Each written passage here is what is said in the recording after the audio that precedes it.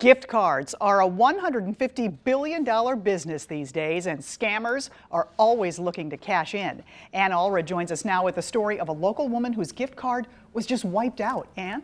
Okay, you probably have one in your wallet. I know I do. A lot of us have those gift cards sitting in the wallet. You want to spend them, so you go to spend it. You find out there's no money on this thing. Well, that's exactly what happened to Joan Clark. She believes a scammer took that money and says Visa won't help her get it back.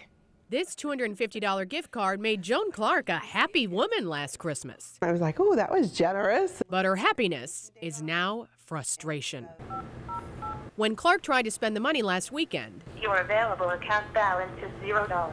I had not made a purchase off of it. It hadn't been out of my drawer since Christmas. She called Visa to report the problem and found out the money was spent on December 18th. He said it was at a Sam's, and he said it's in California.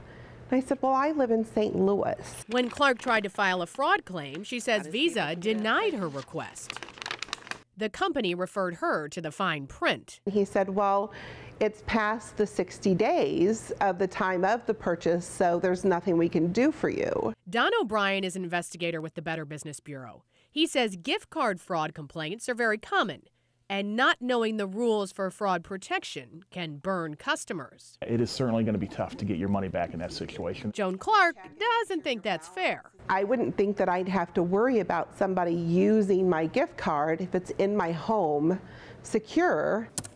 So we reached out to Visa to ask about fraud protections and how Clark was supposed to know her card was scammed. But the company did not respond. Now Clark's warning others to check their card so they don't wind up in the same position. I do think this has happened to me, it definitely is happening to other people.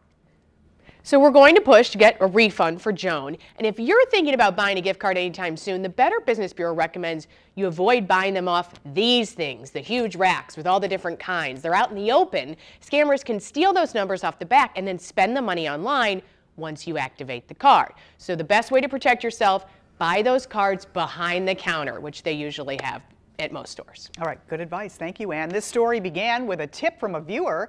If you have a similar issue you want 5 on Your Side to investigate, email 5onyourside@ksdk.com or call 314-444-5231.